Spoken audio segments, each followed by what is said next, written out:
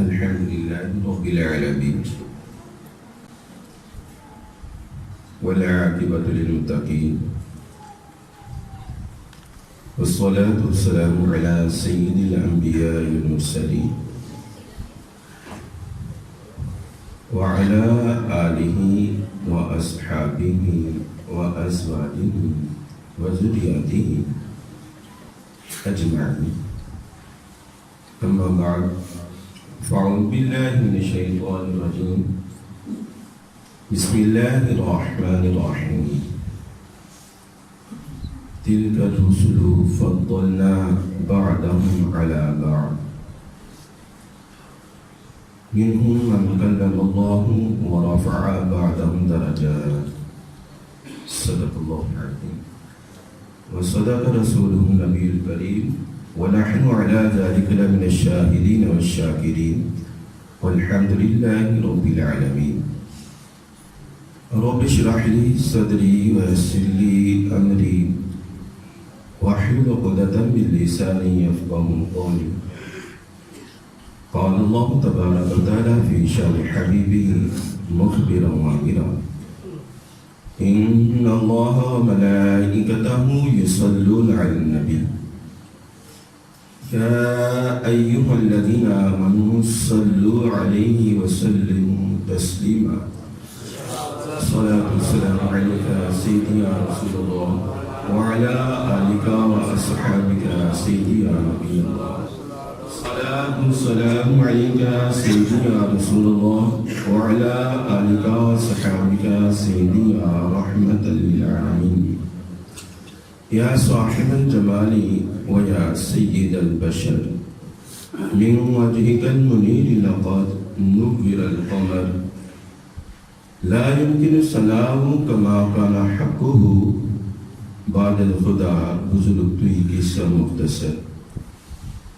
بندہ پروردگارم امت احمد ندی دوست داری چار جارم تابع اولاد علی مذہبی حنفیاتارم ملتی حضرت خلیل خاک بائی غوثی اعظم زیر سایہ ہر ولی صدیق اقصی حسنی کمال محمد است فاروق ذل جاہو جلال محمد است عثمان ضیاء شمع جمال محمد است حیدر بہار باغ خصال محمد است اطاعت ما خلفائے راشدین است ایمانی ما محبت آل محمد است صلی اللہ تعالی وسلم ورضی اللہ تعالی عنہ.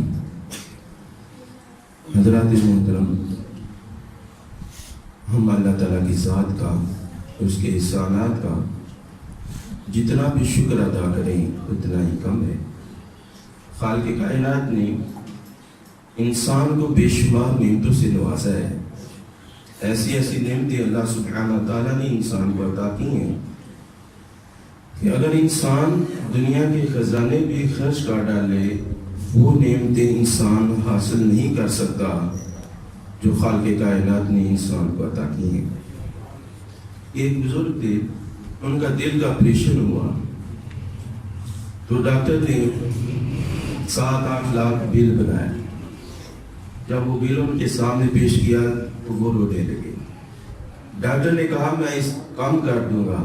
بزرگ کرنے فرمانے لگے میں اس سے بھی زیادہ دوں گا. لیکن ڈاکٹر نے رونے کی وجہ پوچھی، رونے کی وجہ بتائیں آپ رو کیوں رہے؟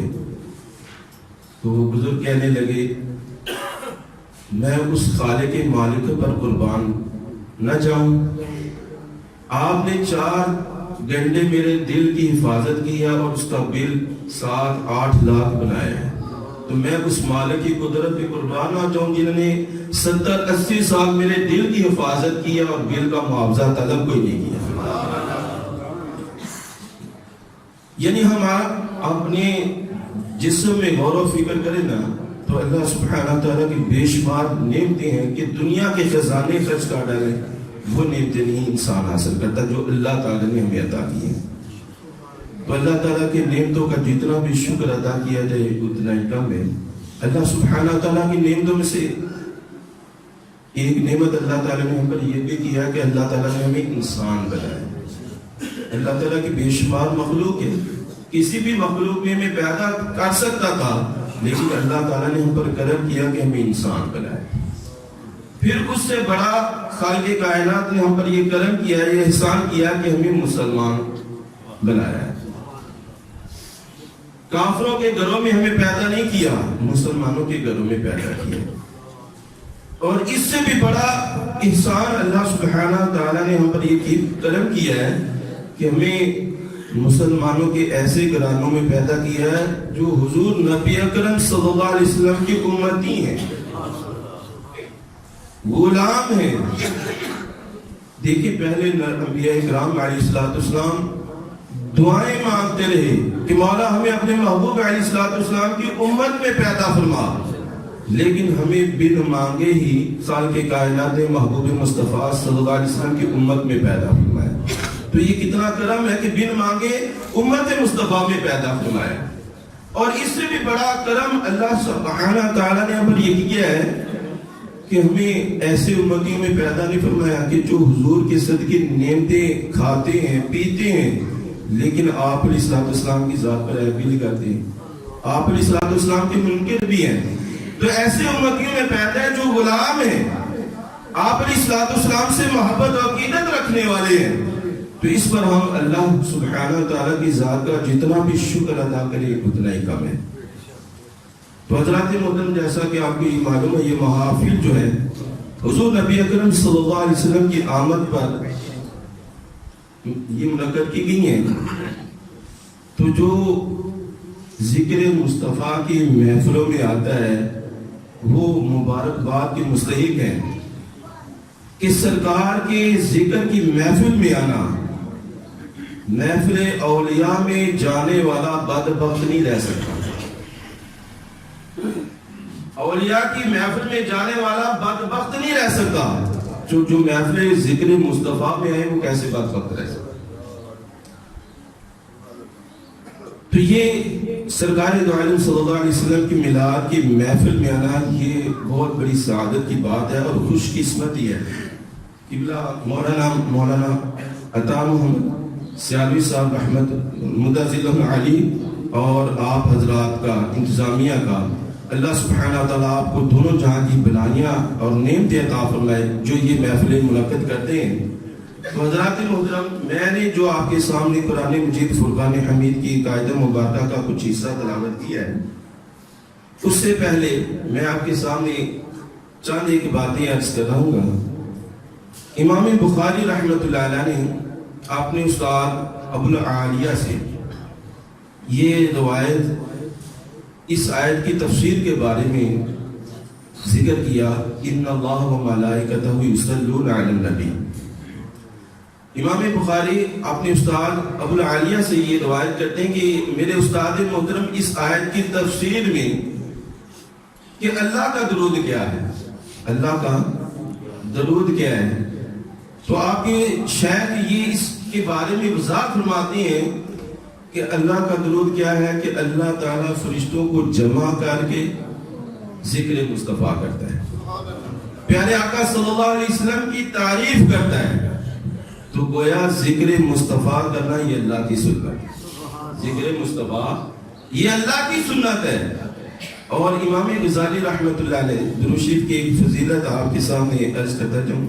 امام غزالی رحمۃ اللہ علیہ اپنی کتاب مکاشفۃ القلوب میں سرکار دو عالم صلی اللہ علیہ وسلم کی ذات اقدس پر درود و سلام پڑھنے کی فضیلت کو ذکر فرماتے ہوئے بیان کیا کہ یہ فرشتے پیدا ہوتے ہیں تو کیسے پیدا ہوتے ہیں. ایک روایت آپ نے ذکر کی، یہ بھی شان مصطفیٰ ہے کہ حضور نبی اکرم صلی اللہ علیہ وسلم کی ذات پر درود پاک پڑھنے سے انسان کو کیا حاصل ہوتا ہے. آپ فرماتے ہیں کہ حضور نبی اکرم صلی اللہ تعالی علیہ وسلم نے ارشاد فرمایا، اللہ سبحانہ تعالیٰ کا ایک فرشتہ ایسا ہے جس کا سر عرش معلیٰ کے نیچے ہے اور جس کے پاؤں ساتوں زمینوں کے نیچے ہے، اور اس کے اتنے بال ہیں جتنی اللہ کی مخلوق ہے. کتنے بال ہیں؟ جتنی اللہ کی مخلوق ہے. اور جب کوئی بندہ بندہ مومن حضور نبی اکرم صلی اللہ علیہ وسلم کی ذات اقدس پر درود و سلام کا نذرانہ پیش کرتا ہے تو اللہ سبحانہ تعالیٰ اس فرشتے کو حکم فرماتے ہیں نور کے سمندر میں غوطہ زن ہو جا. وہ نور کے سمندر میں غوطہ زن ہوتا ہے، باہر نکلتا ہے، اپنے پروں کو جاڑتا ہے. کتنے پار ہیں؟ جتنی اللہ کی مخلوق ہے. وہ جب اپنے پروں کو فرشتہ جاڑتا ہے تو ہر پار سے ایک قطرہ ٹپکتا ہے اور ہر قطرے سے ایک فرشتہ پیدا ہوتا ہے. تو وہ فرشتے کیا کرتے ہیں؟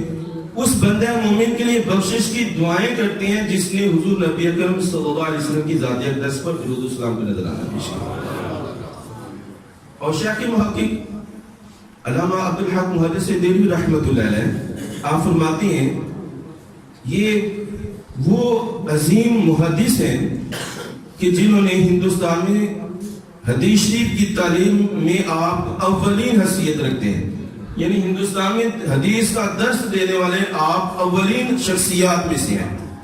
تو آپ فرماتے ہیں کہ مجھے کسی عمل پر امید نہیں ہے کہ اس کی وجہ سے میری بخشش ہو. اتنے بڑے محدث ہیں لیکن کہتے ہیں کہ مجھے کسی عمل پر امید نہیں ہے کہ میری بخشش ہو، لیکن ایک ایسا عمل ہے کہ مجھے اس پر امید ہے کہ اس کی وجہ سے اللہ سبحانہ تعالیٰ میری بخشش فرما دے. وہ کیا ہے؟ فرماتے ہیں دیگر عبادتیں جو ہیں وہ میں کرتا ہوں تو مجھے یقین نہیں ہے کہ میری اس کی وجہ سے میری بخشش ہوگی، کیونکہ اس میں ریا بھی آ سکتی ہے، دکھلاوا بھی آ سکتا ہے، نیت میں فطور بھی آ سکتا ہے.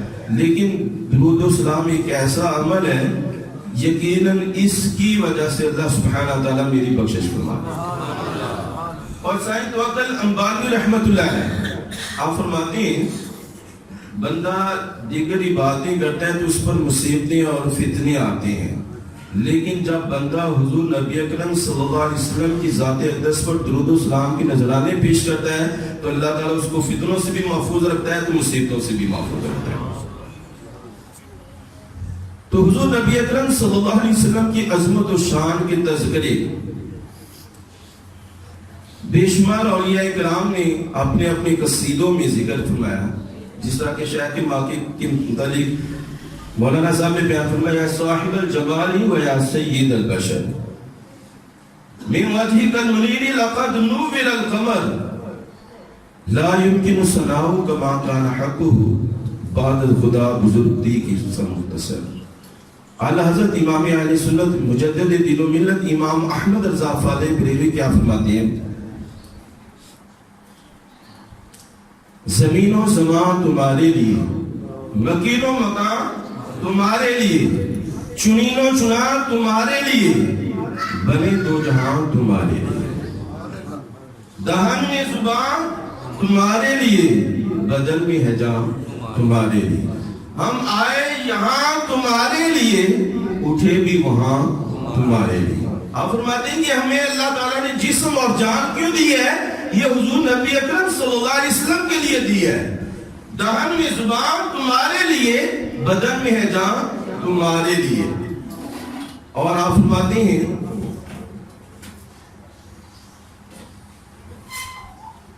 امامت کل، سیادت کل، اسادت کل، امامت کل، سیادت کل، امارت کل، حکومت کل، ولایت کل خدا کے یہاں تمہارے لیے.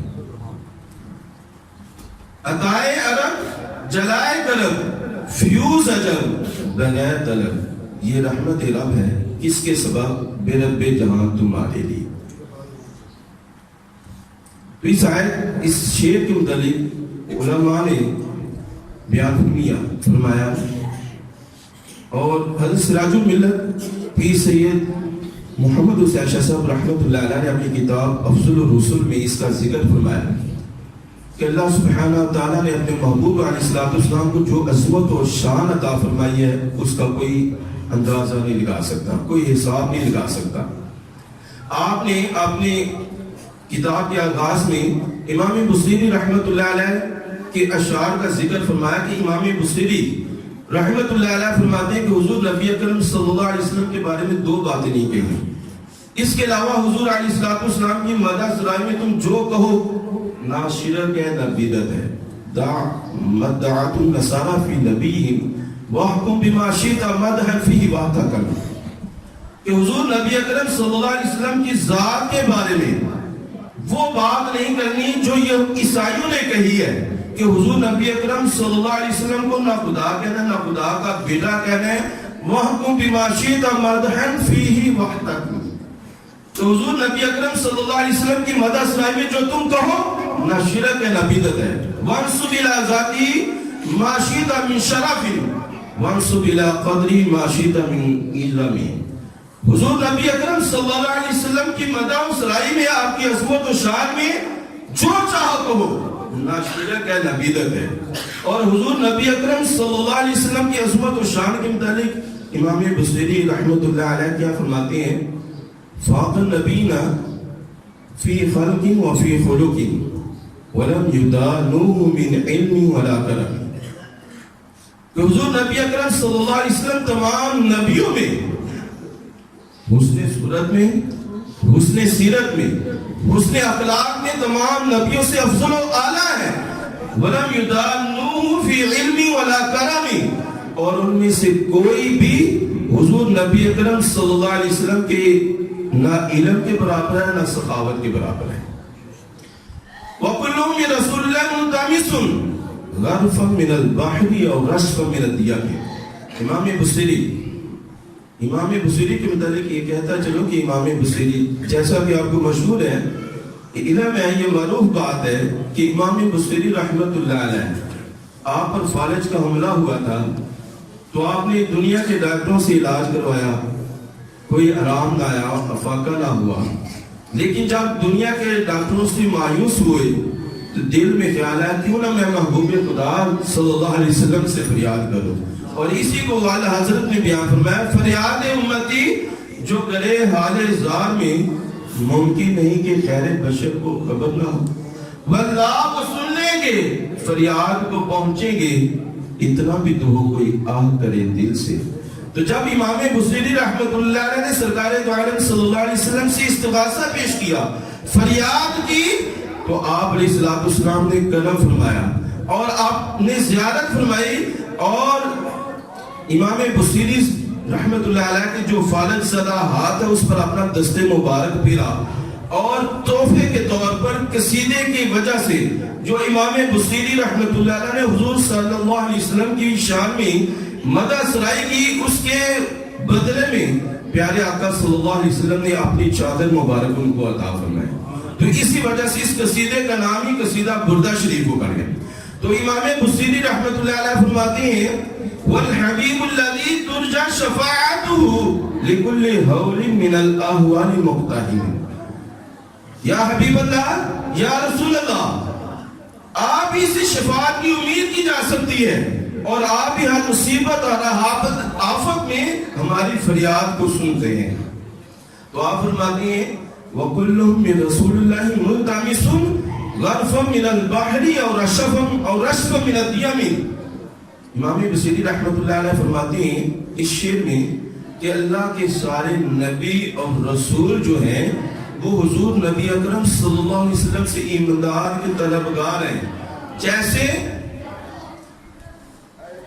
سمندر میں ایک چلو کوئی تلاش کرتا ہے، لیتا ہے، یا تیز دھار موسلادھار بارش ہو اور اس میں سے کوئی گھونٹ لیتا ہے، تو ایسے اللہ کے نبی اور رسول حضور نبی اکرم صلی اللہ تعالی علیہ وسلم سے امداد طلب کرتے ہیں، اور آپ فرماتے ہیں فَإِنَّ فَضْلَ رَسُولِ اللَّهِ لَيْسَ لَهُ حَدٌ فَيُعْرِبَ عَنْهُ نَاطِقٌ بِفَمِهِ، کہ حضور صلی اللہ علیہ وسلم کے فضل اور کمال اور فضیلت اور بزرگی کی کوئی حادی نہیں ہے، آپ کی عظمت و شان کی کوئی حادی نہیں ہے، کوئی بیان کرنے والا اپنے بیان سے کرے، جس طرح کے شیخ محقق نے فرمایا لا يمكن ثناؤ کما کانا حقہ، بندہ جتنا بھی حضور علیہ السلام کی عظمت و شان کے تذکرے بیان کرے، آپ علیہ السلام کی اوصاف حمیدہ کا حق ادا کر ہی نہیں سکتا۔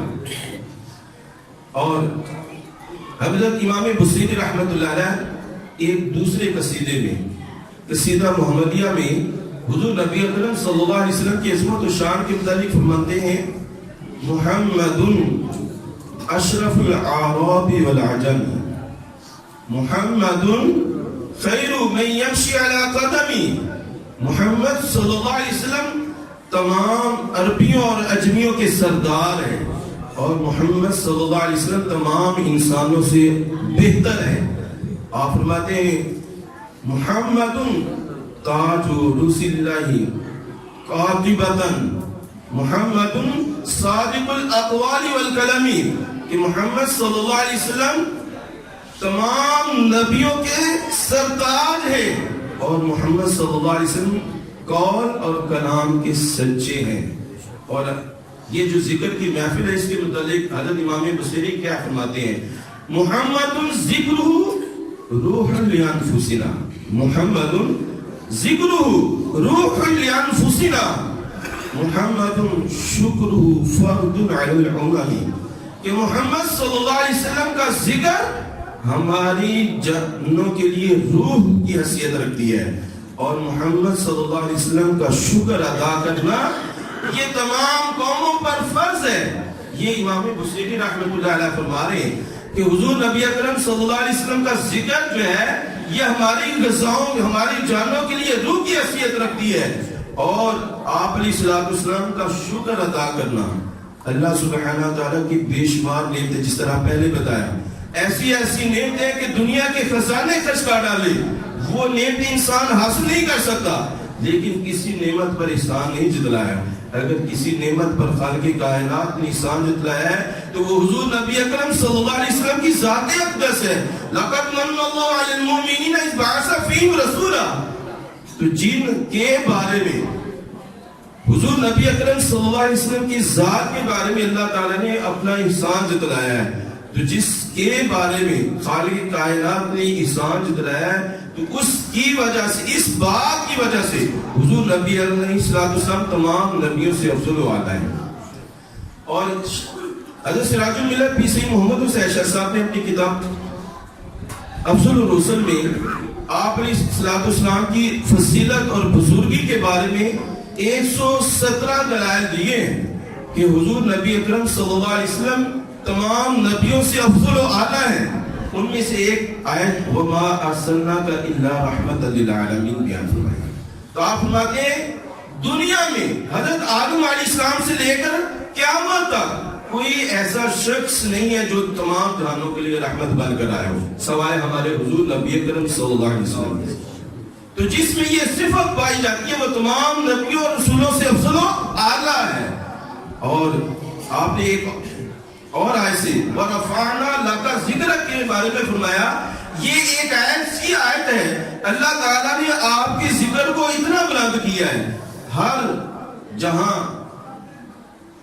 حضرت حضور نبی اکرم صلی اللہ علیہ وسلم فرماتے ہیں کہ جبریل امین علیہ السلام میرے پاس آئے، قاضی ایاز مالکی رحمۃ اللہ علیہ نے شفا شریف میں اس حدیث کو ذکر کیا ہے کہ حضرت جبریل امین علیہ السلام آپ علیہ السلام کی خدمت اقدس میں حاضر ہوئے، عرض کیا یا رسول اللہ صلی اللہ علیہ وسلم آپ جانتے ہیں کہ اللہ تعالیٰ نے آپ کے ذکر کو کیسے بلند کیا ہے؟ تو پیارے آقا صلی اللہ علیہ وسلم نے فرمایا کیسے بلند کیا ہے؟ تو حضرت جبریل امین علیہ السلام عرض کرتے ہیں کہ یا رسول اللہ صلی اللہ علیہ وسلم اللہ سبحانہ وتعالیٰ فرماتا ہے اذا ذکرت ذکرت معی، کہ جب اے محبوب علیہ السلام میرا ذکر ہوگا وہاں تمہارا ذکر ہوگا۔ تو اسی کو اللہ حضرت علیہ رحمہ نے فرمایا ذکر خدا، ذکر خدا جو ان سے جدا چاہو نجدی ہو، جو ذکر خدا اور ذکر مصطفیٰ میں فرق کرتے ہیں ان کے متعلق اعلیٰ حضرت کا فتویٰ کیا ہے؟ آپ فرماتے ہیں ذکر خدا جو ان سے جدا چاہو نجدی ہو، واللہ وہ ذکر حق نہیں کنجی سکر کی ہے۔ ایسا ذکر جو ذکر خدا تو کرتا ہے لیکن ذکر مصطفیٰ نہیں کرتا، تو اس ذکر کے متعلق ارشاد میں وہ جہنم کی کنجی ہے، وہ ذکر خدا نہیں ہے۔ واللہ قسم اٹھا کر کہہ رہے ہیں ایسا ذکر جو ایسا بندہ جو ذکر خدا کرتا ہے ذکر مصطفیٰ نہیں کرتا، تو آپ نے فرمایا وہ جہنم کی کنجی ہے۔ تو ایک آیت میں آپ فرماتے ہیں کہ حضور نبی اکرم صلی اللہ علیہ وسلم کو اللہ سبحانہ تعالیٰ نے یہ عظمتیں، یہ شانیں عطا کی ہیں کہ قرآن مجید میں اللہ تعالیٰ نے حضور نبی اکرم علیہ السلام کو وہ صفات عطا کی ہیں جو کسی کو عطا نہیں. اور یہی بات امام ربانی مجدد علیہ ثانی شیخ احمد سرہندی رحمۃ اللہ علیہ نے مکتوب عاشری میں ذکر کیا ہے کہ حضور نبی اکرم صلی اللہ علیہ وسلم نے کے بارے میں ارشاد کیا جو حضور کی اطاعت ہے وہ در حقیقت اللہ کی اطاعت ہے.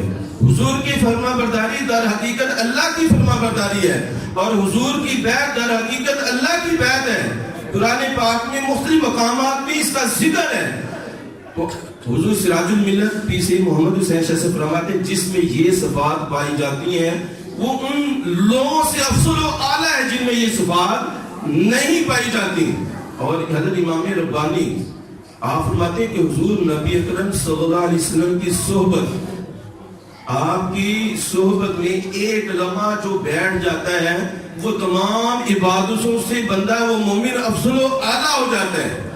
حضرت امام ربانی مجدد علیہ ثانی شیخ احمد سرہندی رحمۃ اللہ علیہ مکتوب عاشری میں ذکر فرماتے ہیں آپ نے حضرت عبداللہ بن مبارک رضی اللہ تعالیٰ عنہ کو قول مبارک ذکر کیا کہ آپ سے کسی نے پوچھا حضرت یہ تو بتائیں حضرت امیر معاویہ رضی اللہ تعالیٰ عنہ افضل ہے یا حضرت عمر بن عبدالعزیز.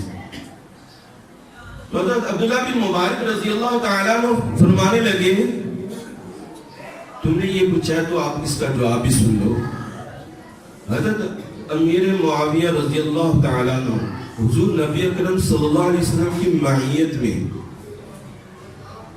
جس گھوڑے پر سوار ہو کر جہاد میں شریک ہوئے ہیں بات سنیں حضرت امام ربانی کی. یہ اللہ والوں کی بات دیکھیں اور حضور نبی اکرم صلی اللہ علیہ وسلم کی عظمت و شان کا ذکر مبارک کیسے نکلتا ہے. آپ فرماتے ہیں حضرت امیر معاویہ رضی اللہ تعالیٰ عنہ نے جس گھوڑے میں سواری کی ہے اس گھوڑے کی ناک میں جو مٹی لگی ہے وہ مٹی جو اس گھوڑے کی ناک میں لگی ہے وہ عمر بن عبدالعزیز سے کئی درجے افضل و اعلیٰ ہے. وہ مٹی جو حضرت امیر معاویہ کے گھوڑے کی ناک میں لگی ہے وہ مٹی بھی حضرت عمر بن عبدالعزیز سے کئی گنا افضل و اعلیٰ ہے.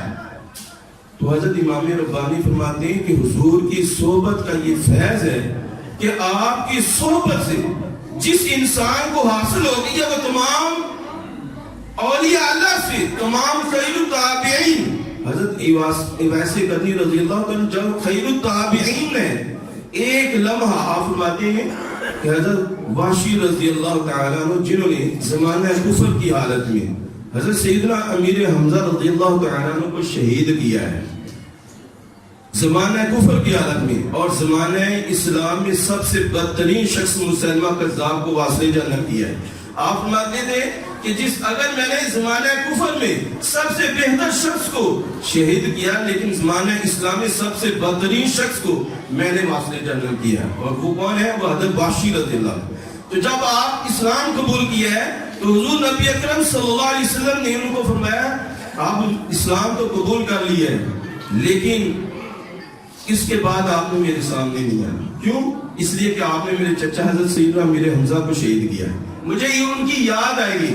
تو حضرت امام ربانی فرماتے ہیں ایک لمحہ ایک گھڑی حضرت واشی رضی اللہ تعالیٰ نے سرکار کی صحبت سے فیض حاصل کیا ہے اور وہ ایک لمحہ جو ہے تمام عبادتوں سے ان کو افضل و اعلیٰ بنا دیا کہ کوئی بھی تابعی جو ہے کوئی بھی شخص جو ہے آج حضور نبی اکرم صلی اللہ علیہ وسلم کے صحابی کے برابر نہیں ہو سکتا.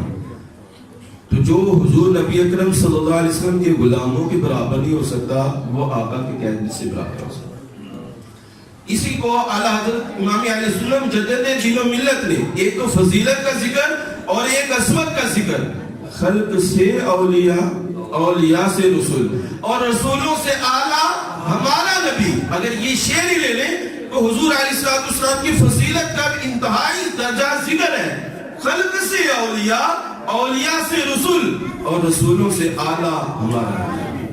حضور سیدنا علی بن عثمان المرود داتا گنج میں شہجوری رحمت اللہ علیہ کا قول مبارک یاد آ گیا. آپ نے بتایا کہ نبی اور ولی میں فرق کیا ہے. آپ فرماتے فضیلت کے اعتبار سے آپ فرماتے ولی کی ساری زندگی نبی کے ایک سانس کے برابر نہیں. ولی کی ساری زندگی نبی کے ایک سانس کے برابر نہیں ہے. آپ اندازہ لگا لیں, حضور داتا گنج بخش حجویری رحمۃ اللہ علیہ نے یہ بات اپنی کتاب کشف المعجوب شریف میں ذکر کی ہے کہ نبی ولی کی ساری زندگی 70-80 سال اس نے زندگی گزاری ہے, ان کی ساری زندگی نبی کے ایک سانس کے برابر ہے. تو آپ اندازہ لگا لیں ولیوں کی زندگی نبی کے سانس برابر نہیں ہے, تو کیسے کوئی حضور نبی اکرم صلی اللہ علیہ وسلم کے برابر کی کا دعویٰ کر سکتے ہیں.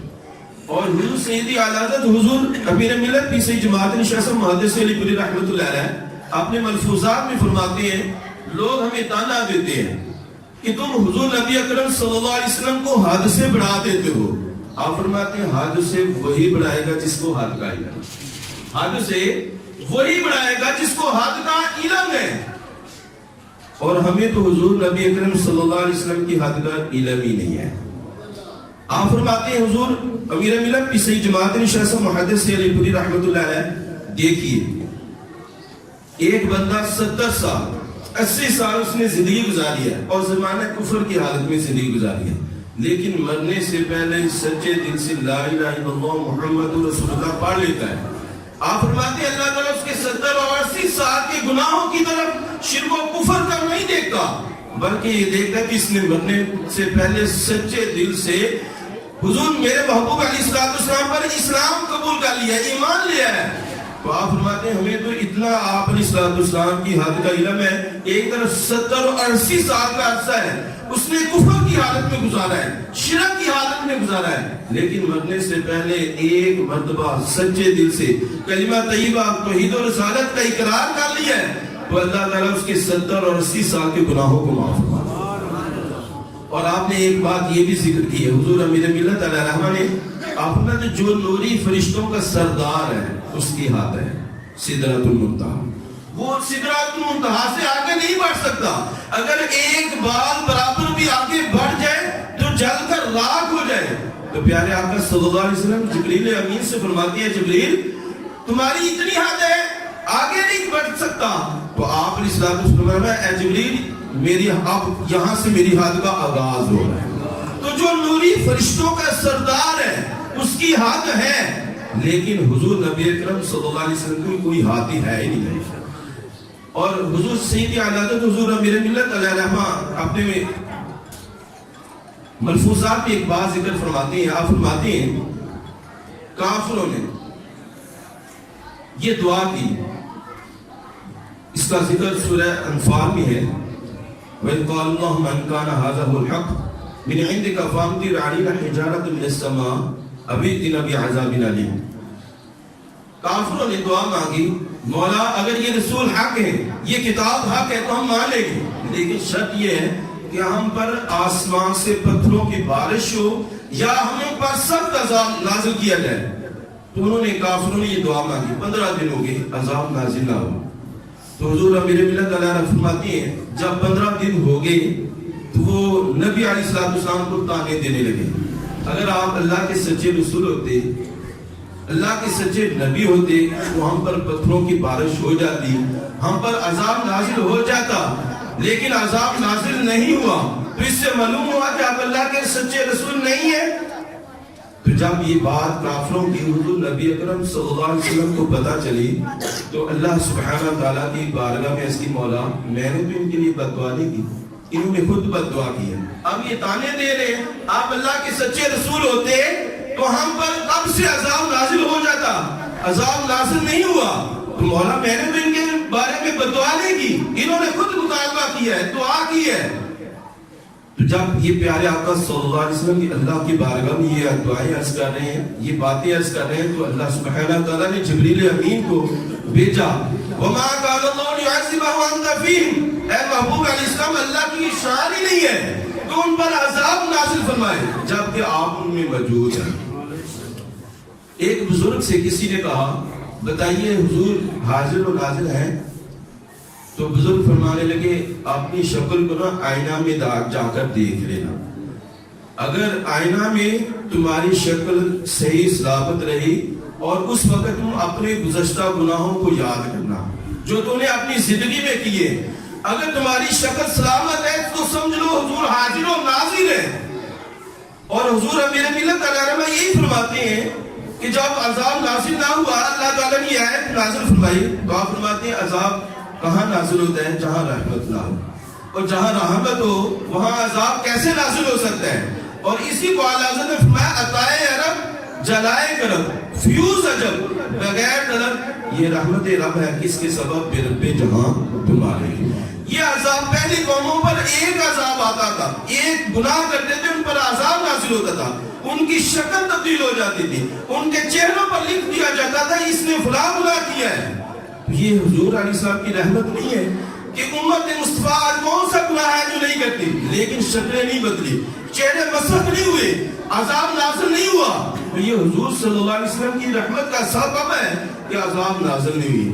تو حضور امیر ملت علیہ رحمہ فرماتے ہیں کافر بھی بچے ہوئے ہیں تو یہ حضور نبی اکرم صلی اللہ علیہ وسلم کے صدقے میں بچے ہیں. امام جلال الدین سیوطی رحمۃ اللہ علیہ نے اپنی کتاب میں بے شمار واقعات ذکر کیے ہیں حضور کی افضلیت کے بارے میں. ایک واقعہ ذکر کیا ہے بنی اسرائیل میں مشہور واقعہ ہے. بنی اسرائیل میں ایک شخص تھا جس نے 200 سال گناہ کیے. کتنے؟ 200 سال اللہ کی نافرمانی کی تھی. تو جب وہ مرا تو قوم نے اس کو ڈھوڑی کے ڈھیر پر ڈال دیا. اللہ تعالیٰ نے حضرت موسیٰ علیہ السلام کا زمانہ تھا, موسیٰ علیہ السلام کی طرف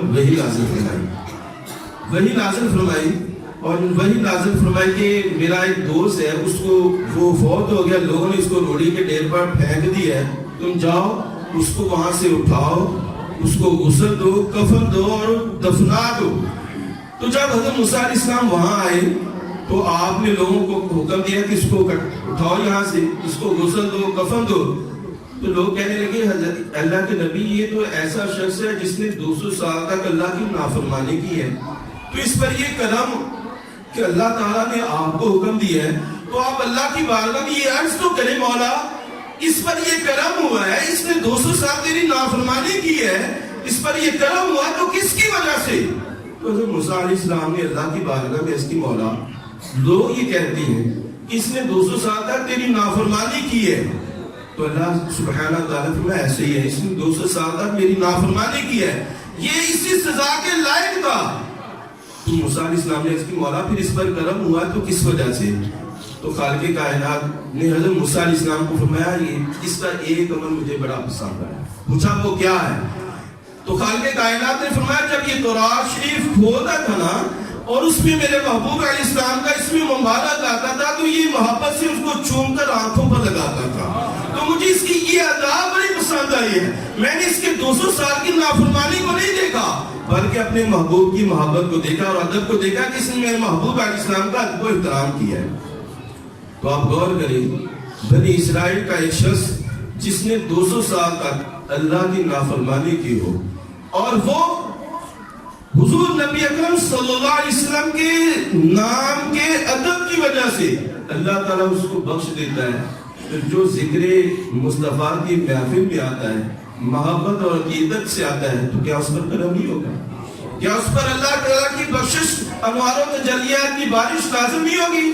اور محدثین یہی فرماتے ہیں کہ جہاں حضور صلی اللہ علیہ وسلم کی ولادت کے موضوع پر گفتگو ہوتی ہے, محفل منعقد کی جاتی ہے, میلاد مصطفیٰ منایا جاتا ہے, وہاں پورا سال اللہ تعالیٰ کی رحمتوں اور برکتوں کی بارشیں نازل ہوتی ہیں. اور محفل مصطفیٰ ذکر مصطفیٰ کرنا یہ صحابہ کی سنت ہے, بیان کرنا صحابہ کی سنت اور سننا نبی پاک علیہ السلام کی سنت ہے. یہ جو لوگ کہتے ہیں یہ صحابہ نے میلاد منایا, تو یہ صحابہ نے میلاد منایا تو یہاں تک یہ پہنچا نا.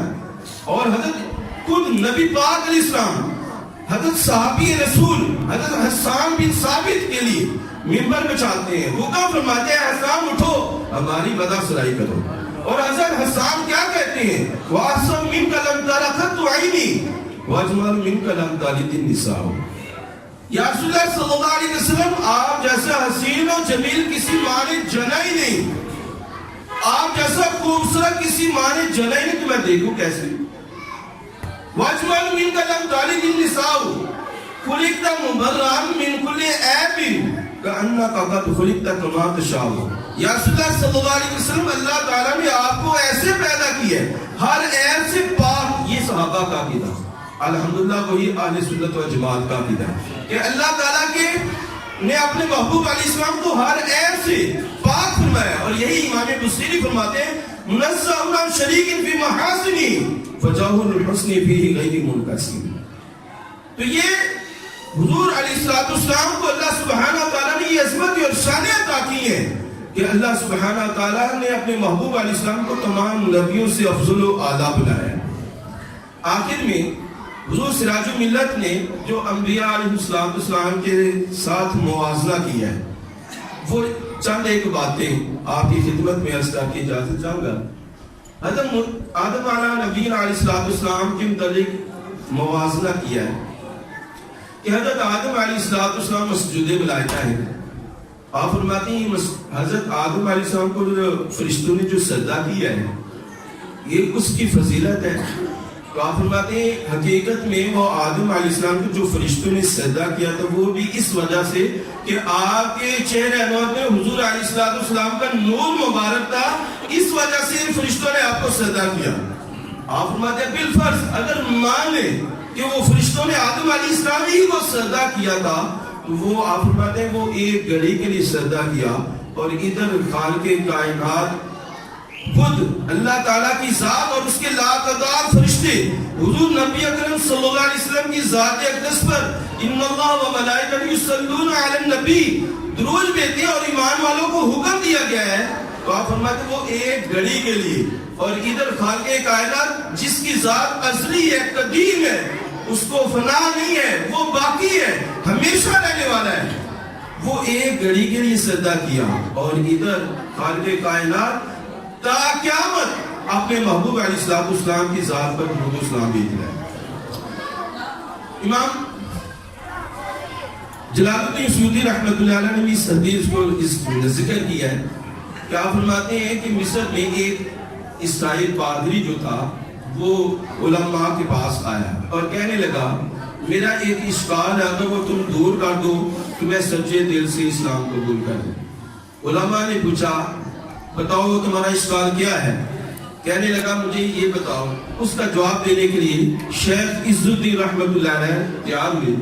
اس نے اشکال پیش کیا, سوال پیش کیا کہ مجھے یہ بتاؤ متفق علیہ افضل ہے یا مختلف فی؟ تو شیخ عز الدین رحمۃ اللہ علیہ فرمانے متفق علیہ افضل ہے. وہ پادری کہنے لگا حضرت عیسیٰ علیہ السلام کو ہم بھی مانتے ہیں تم مسلمان بھی مانتے ہو تو اس میں اتفاق ہے عیسائیوں کا مسلمانوں کا, تو لہذا حضرت عیسیٰ علیہ السلام متفق علیہ ہوئے اور حضور نبی اکرم صلی اللہ علیہ وسلم کو تم مسلمان مانتے ہو ہم عیسائی نہیں مانتے. جبکہ آپ مختلف ہوئی آپ میں اختلاف ہوا تو آپ نے خود ذکر کیا جو متفق علیہ ہو وہ افضل ہوتا ہے, جو مختلف فی ہو وہ افضل نہیں ہوتا. تو شیخ عز الدین رحمۃ اللہ علیہ جب اس کا یہ سوال سنا تو آپ نے سر جھکا دیا. تھوڑی دیر ہو گئی, لوگ پریشان ہو گئے. تو تھوڑی دیر کے بعد شیخ عز الدین رحمۃ اللہ علیہ نے سر اٹھایا اور اس عیسائی کو کہنے لگے مجھے یہ بتاؤ کہ تم حضرت عیسیٰ علیہ السلام کی بات کو مانتے ہو؟ کہنے لگا مانتا ہوں. آپ نے فرمایا کہ تمہارے نبی حضرت عیسیٰ علیہ السلام کا قول مبارک ہماری کتاب قرآن مجید فرقان حمید میں موجود ہے کہ حضرت عیسیٰ علیہ السلام نے اپنے حواریوں کو اکٹھا کر کے یہ فرمایا میں تمہیں ایک عظیم الشان رسول کی خوشخبری نہ دوں جو میرے بعد آئے گا, وہ مبشر برسول یاتی من بعد اسمہ احمد, کہ وہ عظیم الشان رسول جو میرے بعد تشریف لائے گا اس کا اسم گرامی احمد ہے اور تمہیں اس پر ایمان لانا ہوگا. اور یہی امام جلال الدین سیوطی رحمۃ اللہ علیہ نے وَإِذْ أَخَذَ اللَّهُ مِيثَاقَ النَّبِيِّينَ آیت کے تحت جو اللہ تعالیٰ نے نبیوں سے وعدہ کیا لَتُؤْمِنُنَّ بِهِ وَلَتَنْصُرُنَّ. امام جلال الدین سیوطی رحمۃ اللہ علیہ فرماتے ہیں حضرت علی رضی اللہ تعالیٰ عنہ سے منقول ہے, حضرت ابن عباس سے منقول ہے.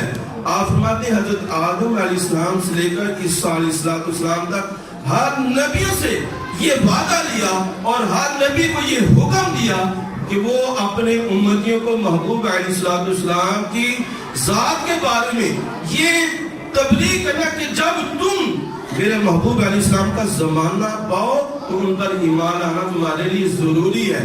تو یہ حضرت آدم علیہ السلام سے لے کر حضرت عیسیٰ علیہ السلام تک اللہ تعالیٰ نے ہر نبی سے وعدہ لیا اور ہر نبی نے اپنے ہر امتی کو اس کے بارے میں آگاہ فرمایا کہ ہر نبی نے اپنی امت کو یہ آگاہ فرمایا کہ اگر حضور نبی اکرم صلی اللہ علیہ وسلم تشریف لے آئے تو تمہیں ان پر ایمان لانا ہوگا. تو حضرت امام جلال الدین سیوطی رحمۃ اللہ علیہ فرماتے ہیں کہ پہلے امتیں حضور نبی اکرم صلی اللہ علیہ وسلم کو کیسے پہچانتی تھی.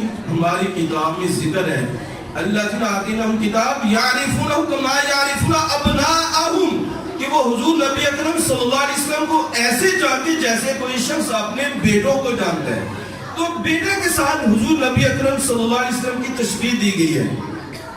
حالانکہ نبی علیہ السلام باپ کی مانند ہے تو بیٹے کے ساتھ کیوں تشبیہ دی؟ علماء نے بزرگان دین نے فرمایا بیٹے سے اس وجہ سے تشبیہ دی ہے باپ اپنے بیٹے کو دلائل سے جانتا ہے کہ میرا بیٹا ہے میرے لقاح سے پیدا ہوا ہے میرے حمل سے پیدا ہوا ہے. یعنی باپ اپنے بیٹے کو دلائل سے جانتا ہے پیدائش سے پہلے جانتا ہے جبکہ بیٹا اپنے باپ کو سمجھ بوجھ حاصل ہونے کے بعد جانتا ہے. تو بتایا گیا یہ اہل کتاب حضور نبی اکرم صلی اللہ علیہ وسلم کو ایسے جانتے تھے جیسا کوئی شخص اپنے بیٹے کو جانتا ہے.